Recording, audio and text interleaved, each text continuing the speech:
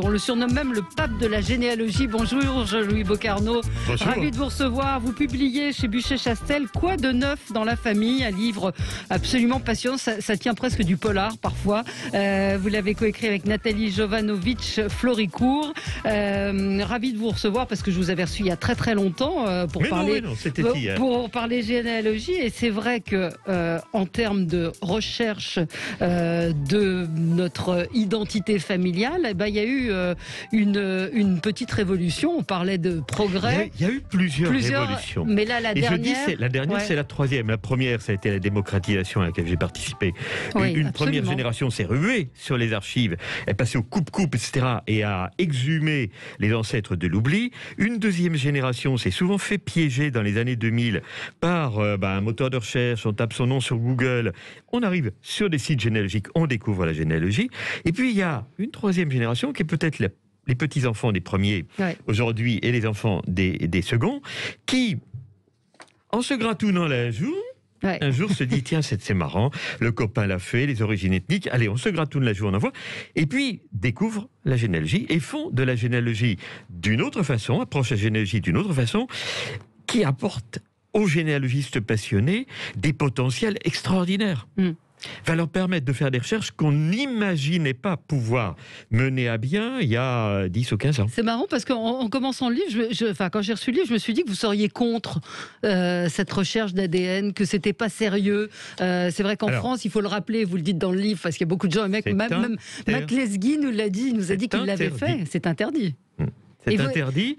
Mais c'est sûr, c'est un truc sûr, parce que moi j'ai l'impression que quand j'ai vu des reportages avec des Américains qui témoignent, ils ont retrouvé leurs ancêtres, machin. Attention, il y a un côté un peu folklorique quand même. Ouais, tout à fait. Il y a deux aspects, il y a deux volets, deux niveaux d'information. Quand vous gratounez la langue, vous envoyez la joue plutôt. Vous envoyez ça pour être analysé dans un laboratoire américain la plupart du temps, et on vous renvoie les résultats avec deux niveaux. Un, ce sont les origines ethniques. C'est ce qui le plus souvent provoque cet achat d'impulsion. On va savoir d'où on vient. Deux, c'est tout autre chose. Le 1, c'est là où vous disiez folklore. Moi je dis pas tout à fait au point. Ça dépend qui le fait. Pour un Américain, pas de problème. Il aura des réponses pertinentes. Pour un Français, comme les Français n'ont pas le droit de le faire, que les Français, de ce fait, donnent des informations plus ou moins exactes sur eux, etc., les laboratoires qui travaillent très bien, mais ont une population française sous-représentée, donc ils ne peuvent pas travailler au niveau des algorithmes, etc., aussi finement, de façon aussi pertinente, aussi poussée, que sur les ancêtres d'autres populations. Donc, les ancêtres des Français, quand ils ont des ancêtres en Bretagne, on va les rapprocher de ce qui est le plus nombreux dans les bases et le plus proche, c'est-à-dire des Britanniques, par exemple. Donc, pour l'instant, mais ça va évoluer très vite, mais pour l'instant, les résultats au niveau des origines ethniques sont, je dirais, encore très flous. Ça doit pas être ça. Enfin, c'est une curiosité, si vous voulez, c'est l'achat d'impulsion. Pourquoi pas. Mais on peut être un peu que déçu à ce niveau-là. Par contre, l'autre niveau d'information, qui est beaucoup plus technique et beaucoup plus fiable, ce sont les correspondances génétiques, un terme assez abscon qui désigne tout simplement les cousins, plus ou moins proches, qui partagent avec vous de l'ADN d'ancêtres communs. Et là, ça ouvre des perspectives extraordinaires. Donc moi, longtemps, j'ai été perplexe, etc. Mais du jour où j'ai découvert ce deuxième niveau d'information, absolument fiable, à 95%, et qui permet d'ouvrir des portes, qui permet de résoudre des énigmes familiales, etc. Là, on ne peut que défendre la légalisation des tests ADN. Vous le racontez dans le livre, il y a une multitude d'histoires. Il y a les enfants de stars, ça c'est un peu j'ai envie de dire les paillettes, mais il y a des choses beaucoup plus importantes pour des gens, pour par exemple les soldats américains, les enfants de GI et les enfants d'Allemands. Absolument. Là aussi, deux registres complètement différents. Parce que le fils de GI, le GI avait venu en France, libérer la France, il a rencontré une Française, le beau roman, on ne lui cache pas. Et comme il il a des ancêtres américains. S'il veut retrouver son père américain, il va avoir toutes les chances, 9 chances sur 10 aujourd'hui, de se retrouver dans ses parentés génétiques, des membres de la famille de là-bas, assez proches, avec qui il va pouvoir prendre contact et avec qui il va pouvoir identifier son père biologique. Oui, Par contre, l'enfant d'Allemand, là, non seulement on lui a tué en général la réalité. Bon, sa mère a été soit violée par un Allemand, soit... voilà. Mais on lui a tué. Et de toute façon, s'il se lance dans cette recherche-là, les Allemands sont peut-être encore plus frileux que les Français au niveau génétique pour l'instant. Donc il aura quoi ? Une chance sur 50 de retrouver des cousins génétiques, beaucoup moins. Donc, tout ça va évoluer. Mais ça ouvre des portes formidables. Autrefois, moi, j'ai toujours eu des personnes qui me contactaient, qui me consultaient, en me disant, voilà, j'ai fait mon arbre généalogique, mon arrière-grand-père est un enfant de la DAS ou un enfant né de père inconnu. Sa mère a, comme on disait autrefois, fauté. Et il est fils d'une mère célibataire et d'un père inconnu. Comment est-ce que je pourrais connaître le père inconnu ? Parce que j'ai toute ma généalogie et il y a des cases vides à cause de ce bonhomme. Donc, et là, je répondais, mais vous ne pourrez jamais le connaître. Ouais. J'ai des indices mais on pourrait toujours avoir tous les indices que vous voulez.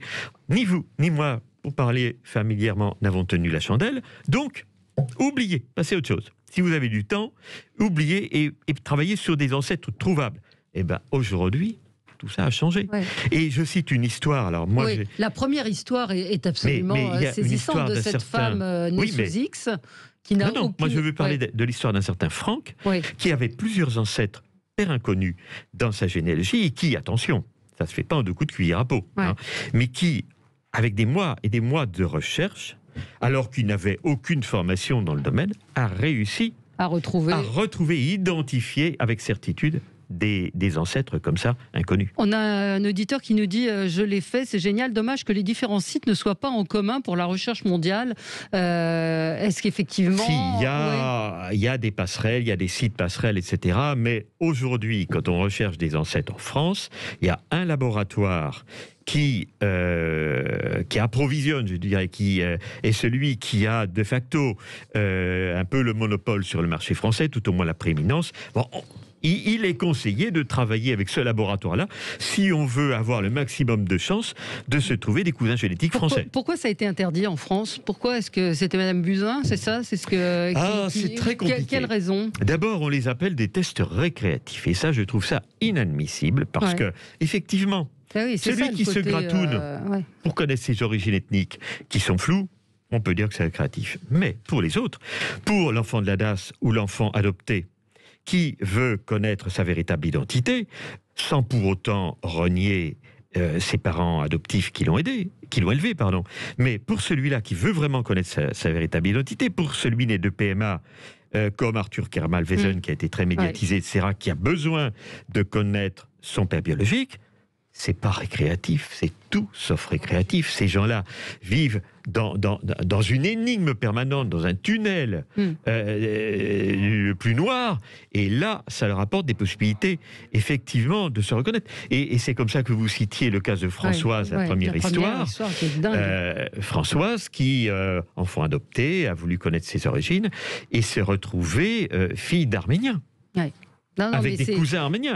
Elle a renoué les liens avec sa famille biologique sans perdre les liens avec sa famille légale et culturelle. Oui, vous l'avez dit, vous avez vulgarisé la recherche généalogique, mais j'ai lu que pendant le confinement, il y avait une hausse de 75% des consultations sur certains sites. Ah, ça a été dingue. Non seulement ça, mais beaucoup de sites d'archives départementales proposaient des indexations. Il y avait des programmes d'indexation collaboratifs comme ça. On va proposer aux internautes de nous aider pour dépouiller une source. Il y en a pour 1 an, 2 ans. Pouf, en 8 jours, c'était fait. Il y a eu un rush, forcément, et moi, j'ai été consulté par des tas de... souvent des jeunes, beaucoup d'amis de mes enfants, etc. On avait toujours pensé le faire, et on va le faire à l'occasion du confinement. J'ai toujours dit que tout homme était toujours au fil de sa vie, rattrapé par le questionnement généalogique. Bien sûr. C'est une question d'âge et selon les épreuves, les changements, un décès, un deuil, un déménagement, un divorce, etc., on regarde un peu vers le passé. Et là, il y a eu une opportunité parce qu'on n'avait pas le temps, du fait du travail, etc. On y pensait et on s'est rué sur les archives qui aujourd'hui sont toutes numérisées et en accès gratuit en ligne pour ce qui est 95% des documents d'état civil en France. Ça a un intérêt pour la santé? Parce que Mac Lesguy, il s'est sauvé rapidement, mais il a dit « je l'ai fait pour des questions de santé ». Alors, pour des questions de santé, en France, c'est autorisé. D'accord. Et ça a un intérêt pour la santé, oui, pour prévenir certaines maladies. Quand vous avez des familles atteintes de mucoviscidose, il est bon, dans la programmation ou la préparation des naissances, de savoir si on est porteur, si on risque de transmettre, etc. Mais les tests que l'on trouve dans le commerce, les tests génétiques, les petits kits, etc., ne vous permettront pas d'avoir accès à ces données. Non, ça donne On remonte jusqu'à quand? Jusqu'à combien? On peut remonter en généalogie. On peut garder de l'ADN comme ça, avoir gardé de l'ADN d'un ancêtre jusqu'à 7-8 générations.